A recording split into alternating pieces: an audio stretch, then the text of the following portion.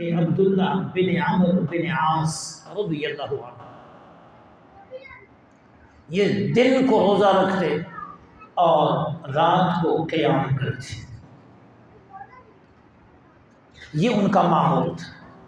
صحابہ بارگاہ رب میں سراپا عجز و نیاز ہوا کرتے تھے، عبادات بجا لایا کرتے تھے، اللہ کو راضی کیا کرتے تھے، عبادت میں اس قدر غرق رہا کرتے تھے کہ دنیا ان کی عبادتوں کو دیکھ کے حیران ہو جاتی، دن بھر روزہ، رات بھر عبادت۔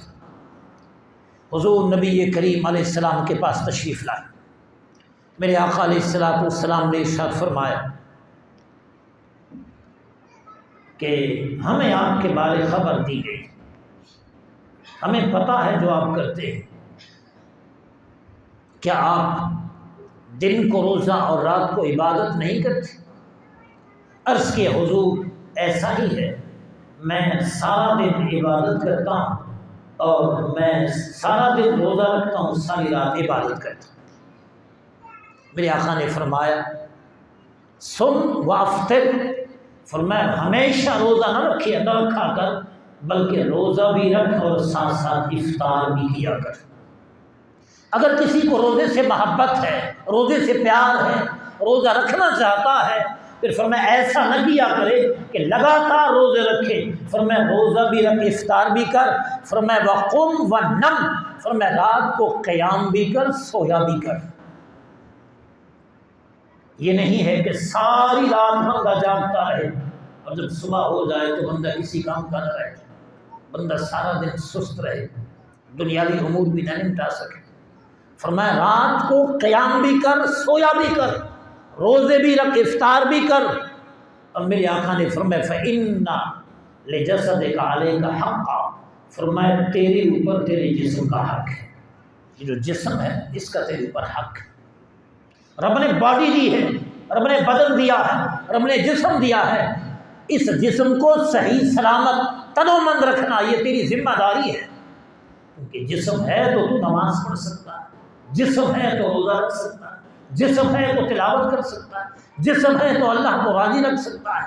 لیکن اگر تو مسلسل روزے رکھے اور تیرا جسم کمزور ہو جائے، نحیف و نزار ہو جائے، تو چلنے پھرنے سے قاصر ہو جائے، پھر تو عبادت کیسے کرے گا؟ لہذا عبادت بھی کیا کر، جسم کا بھی خیال کیا کر۔ فَإِنَّ لِجَسَدِكَ عَلَيْكَ حَقًّا، فرمایا جسم کا تیرے اوپر حق ہے۔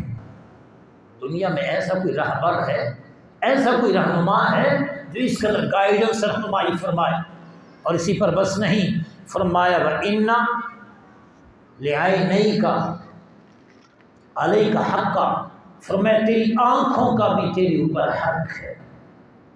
ساری رات جاگتے رہنا، عبادت کرتے رہنا، روتے رہنا، دعا مانگتے رہنا، سجدے میں پڑے رہنا، جب رات گزر جاتی ہے اور صبح تیری آنکھوں کا حال برا ہو، آنکھیں دکھنے لگ جائیں، آنکھوں سے پانی آنے لگے، آنکھوں میں تکلیف ہو اور آنکھیں سرخ ہو جائیں اور آنکھوں میں درد ہو، اس سے بہتر یہ ہے کہ رات عبادت بھی کر، رات سویا بھی کر۔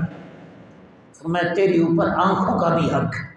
اس کے بعد ارشاد فرمایا وَإِنَّ لَزَوْجِكَ عَلَيْكَ حَقًّا، اور فرمایا تیری بیوی کا بھی تیرے اوپر حق ہے، اس کے ساتھ تو رشتے ازدواج میں منسلک ہے۔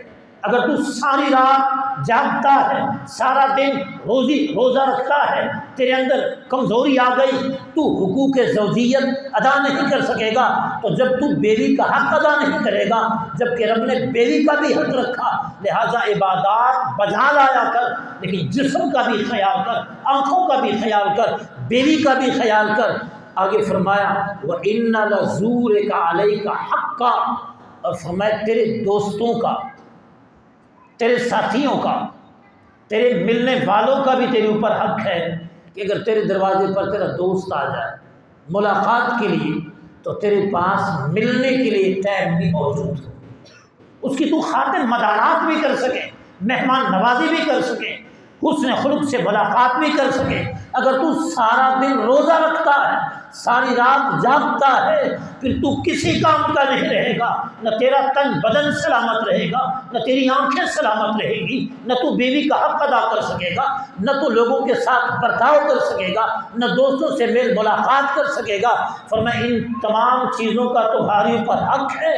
اب حکم یہ ہے کہ تو روزہ بھی رکھ، افطار بھی کیا کر، رات کو عبادت بھی کیا کر اور ساتھ ساتھ آرام بھی کیا کر، تاکہ اسلام اعتدال کا مذہب ہے اور تو اعتدال پہ چلا کر۔ جب یہاں تک بات آ گئی تو حضرت عبداللہ بن عمر بن عاص رضی اللہ عنہ سے میرے آقا علیہ الصلوۃ والسلام نے ارشاد فرمایا کہ میرے حضرت عبداللہ بن عمر بن عاص نے عرض کیا، حضور میرے پاس اس سے طاقت کہیں زیادہ ہے، جیسے آپ فرماتے ہیں تو میرے پاس تو روزہ رکھنے کی ہمت زیادہ ہے۔ کیا ہمت تھی؟ جس کا ایمان جتنا مضبوط ہوتا ہے اس کے لیے نیک عمل اتنا آسان ہوتا ہے۔ کچھ لوگوں کو نماز پڑھنا بڑا گراں گزرتا ہے، وہ نماز نہیں پڑھ سکتے، روزہ نہیں رکھ سکتے، وجہ یہ ہے کہ ان کا ایمان کمزور ہوتا ہے۔ جب ایمان مضبوط ہو جائے پھر ساری رات گزر جاتی ہے لیکن بندہ کہتا ہے کہ میری عبادت پوری نہیں ہوئی۔ حضرت سیدہ فاطمہ الزہرا رضی اللہ عنہا ساری رات عبادت کرتی اور جب صبح ہوتی دعا کے لیے ہاتھ اٹھاتی، عرض کرتی یا اللہ تیری راتیں اتنی چھوٹی ہیں کہ تیری رات ختم ہو جاتی ہے، میری عبادت ختم نہیں ہوتی، میری عبادت ختم نہیں ہوتی۔ عرض کہ حضور میرے اندر اس سے بھی زیادہ ہمت اور توفیق ہے کہ میں روزہ رکھ سکوں۔ میرے آقا علیہ السلام نے ارشاد فرمایا کہ اگر تو اس سے زیادہ رکھنا چاہتا ہے تو پھر صوم داؤدی رکھ، داؤد علیہ السلام کا روزہ، کہ آپ ایک دن روزہ رکھتے تھے، ایک دن افطار کرتے تھے۔ میرے آقا نے فرمایا اگر تو قرآن پڑھنا چاہے تو مہینے میں قرآن ختم کیا کر۔ عرض کیا میرے اندر اس سے بھی زیادہ طاقت ہے۔ میرے آقا نے فرمایا پھر 7 راتوں میں قرآن ختم کیا کر۔ قرآن پڑھنے پہ اجر ہے، قرآن پڑھنے پہ ثواب ہے، روزہ رکھنے پہ اجر ہے، لیکن ہم قرآن پڑھتے ہیں اور پڑھتے ہی جاتے ہیں، سمجھ ہی نہیں ہے کہ اللہ پاک فرماتا کیا ہے۔ شبینوں میں ایک رات میں قرآن پڑھا جاتا ہے لیکن نہ پڑھنے والوں کو پتہ چلتا ہے کہ ہم کیا پڑھ رہے ہیں، نہ سننے والوں کو پتہ چلتا ہے کہ اس کا معنی کیا ہے۔ قرآن کا اصل فائدہ تب ہوتا ہے جب بندہ پڑھتا جائے، ساتھ سمجھتا جائے اور قرآن کا نور دل میں اترتا جائے اور بندہ قرآن سے فیض اٹھاتا جائے، کہ بندہ جب قرآن کی تلاوت بند کر کے اٹھے تو وہ نورانیت، وہ فیض، وہ روحانیت، وہ اثرات بندہ اپنے دل کے اندر محسوس کرے۔ میرے آقا نے فرمایا قرآن پڑھنا بھی ہے تو مہینے میں ایک ختم کیا کر۔ حضرت عمر فاروق رضی اللہ عنہ نے 12 سال میں سورہ بقرہ ختم کی، 28 سپاروں کی ایک سورت ہے، اور جناب عمر فاروق پڑھنے بیٹھے تو 12 سال کا عرصہ گزرا۔ یہ کیسا پڑھنا تھا؟ ہم تو ایک نشست میں 3-4 سپارے پڑھ جاتے۔ وہ امیر المومنین ہے، خلیفۃ المسلمین ہے، اور وہ عمر کہ اللہ پاک کی وحی اس کی رائے کے موافق ہوتی ہے، جیسے عمر رائے دیتے ہیں ویسے رب کا حکم نازل ہوتا ہے۔ کم و بیش 22 ایسے موقع آئے کہ عمر فاروق نے حضور کو مشورہ دیا، رب نے ویسا حکم نازل فرمایا۔ تو 12 سال میں آپ صرف سورہ بقرہ ختم کرتے ہیں، وجہ کیا ہے؟ کہ آپ ٹہلتے، غور کرتے، تدبر کرتے، جیسے بندہ سمندر میں غوطہ زن ہوتا ہے، موتی تلاش کرتا ہے، ہیرے جواہرات تلاش کرتا ہے، جناب عمر 12 سال تک صرف سورہ بقرہ کے مفاہیم میں غور کرتے رہے، اسرار، رموز اور معنی میں غور کرتے رہے، ان کے موتی نکالتے ہیں۔ جب پڑھنے کا انداز یہ ہوتا ہے پھر قرآن بھی اپنے دروازے کھول دیتا ہے، قرآن پھر اس بندے کو اپنی آغوش میں لیتا ہے، اور قرآن ایسی بارش کر دیتا ہے کہ انسان کا سینہ بقع نور بن جاتا ہے۔ یہ تو عمر فاروق کی حالت تھی۔ اور صدیق اکبر جب قرآن پڑھتے تو پھر آنکھوں سے آنسو کی چھڑی لگ جاتی، آس پاس کے بچے جمع ہو جاتے، عورتیں جمع ہو جاتی، صدیق قرآن پڑھتے جاتے، لوگ تماشا کرتے کہ آج قرآن پاک پڑھنے والا قرآن پڑھ رہا ہے۔ رب نے فرمایا اذا تلیت علیہم آیاتہ زادتہم ایمانا، فرمایا مومنوں کی شان یہ ہے کہ جب ان کے سامنے قرآن پڑھا جائے تو ان کا ایمان زیادہ ہو جاتا ہے، ایمان مزید روشن ہو جاتا ہے، ایمان مزید تابندہ ہو جاتا ہے۔ اور فرمایا وجلت قلوبہم، مومنوں کے سامنے جب قرآن پڑھا جاتا ہے تو ان کے دل ڈر جاتے ہیں، وہ قرآن سے اثر لیتے، وہ قرآن سے فیض لیتے۔ ہم قرآن پڑھتے ہیں بس زبانی جمع خط کے ساتھ، دل پہ نہیں اترتا۔ قرآن کا اصل پڑھنا وہ ہے کہ لفظ زبان پہ جاری ہو اور اس کی نورانیت دل میں اترے، تاکہ زبان بھی نورانی ہو، دل بھی نورانی ہو۔ ارشاد فرمایا کہ مہینے میں قرآن ختم کیا کر، کیا غور بھی کیا کر، تدبر بھی کیا کر، سمجھنے کی کوشش کیا کر۔ عرض کیا میرے نزدیک اس سے بھی زیادہ طاقت ہے، ہمت ہے، میں زیادہ پڑھ سکتا ہوں۔ میرے آقا نے فرمایا پھر 7 راتوں میں قرآن ختم کر، 7 راتوں کا ذکر فرمایا۔ اب یہ 7 راتوں کا ذکر کیوں کیا؟ علماء نے فرمایا اس لیے، ایک ہے دن میں قرآن پڑھنا، ایک ہے رات میں قرآن پڑھنا۔ قرآن قرآن ہی ہے جب بھی پڑھا جائے، لیکن رات قرآن پڑھنے کا ثواب دن کے مقابلے میں زیادہ ہے۔ دن غفلت کا وقت ہوتا ہے، دن کام کا وقت ہوتا ہے، دن آنے جانے کا وقت ہوتا ہے، دن میں بندہ میل ملاقات رکھتا ہے، دن میں یکسوئی نہیں ہوتی۔ لیکن جب رات کا سناٹا چھا جائے اور بندہ کمرہ بند کر کے قرآن پڑھنے بیٹھ جائے، زمین پہ بندہ اللہ کو سنائے اور خود وہاں پر کوئی ریا نمود نمائش بھی نہ ہو اور بندے کی ساری توجہ رب کی طرف ہو اور قرآن خالصتاً اللہ کے لیے پڑھا جائے، پھر اس قرآن کے پڑھنے کا مزہ ہی کچھ اور ہوتا ہے۔ فرمایا 7 راتوں میں قرآن پڑھنا، ختم کرنا۔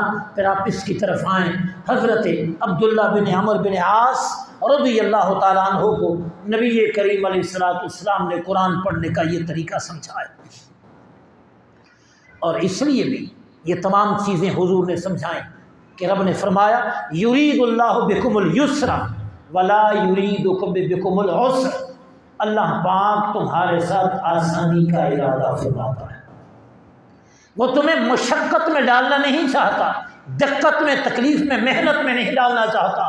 رب نے نماز، روزہ، حج، زکوٰۃ، تلاوت، تہجد جتنے احکام دیے، رب ان تمام احکام میں آسانی چاہتا ہے۔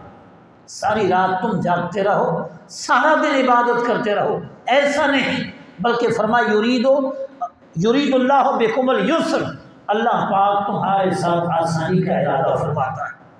یہی وجہ ہے کہ میرے آقا علیہ السلام نے فرمایا ولا تشددوا فیشدد اللہ علیکم، فرمایا تم اپنی جانوں پہ سختی نہ کرو وگرنہ اللہ پاک تم پہ سختی کر دے گا۔ سو عبادات جتنی ہیں ان میں اعتدال کا پہلو ہے، اور میرے آقا نے ہمیں اعتدال کا حکم دیا۔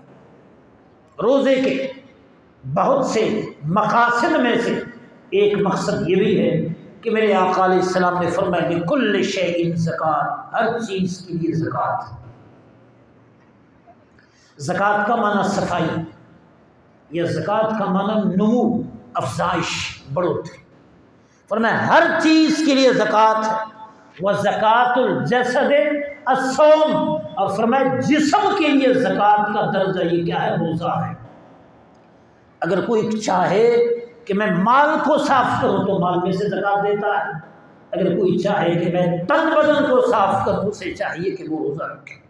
روزہ جسم کے لیے زکوٰۃ کا درجہ رکھتا ہے، اس لیے کہ جیسے زکوٰۃ دینے سے بظاہر مال کے کچھ ذرات، مال کا کچھ حصہ بندہ اپنے ہاتھ سے کسی کو دیتا ہے، جب بندہ روزہ رکھتا ہے تو روزے سے جسم میں کمزوری آ جاتی ہے، بندے کے جسم میں طاقت کی کمزوری آ جاتی ہے، وہ جو انسان کے جسم میں کچھ گھٹ جاتا ہے، کم ہو جاتا ہے، سمجھو وہ زکوٰۃ کے طور پہ چلا جاتا ہے۔ جیسے زکوٰۃ دینے سے مال پاک ہو جاتا ہے، یوں روزہ رکھنے سے تن بدن پاک ہو جاتا ہے۔ جیسے زکوٰۃ دینے سے اللہ پاک مال بڑھاتا ہے، درخت ہے اس پہ فاضل ٹہنیاں ہیں اور درخت جھاڑی کی شکل میں ہے، تو اگر آپ فاضل ٹہنیاں کاٹیں تو ان کٹی ہوئی ٹہنیوں کی طاقت باقی درخت میں آ جاتی ہے، درخت جلدی نمو پا جاتا ہے۔ جن درختوں کو پودوں کو سبزی لگتی ہے، اگر سبزی ان سے کاٹ لی جائے پھر وہ پودا مزید طاقتور ہو جاتا ہے۔ بندہ جب مال میں سے زکوٰۃ دیتا ہے تو گویا فاضل شاخیں کٹ جاتی ہیں، مال میں نمو برکت آ جاتی ہے۔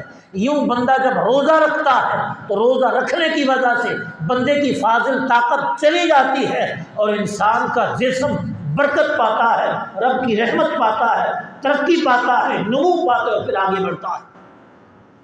بہر صورت اللہ کریم جل شانہ نے جن چیزوں کو امت میں فرض کیا ان میں ایک روزہ بھی ہے، اور روزہ سال میں ایک مہینہ آتا ہے۔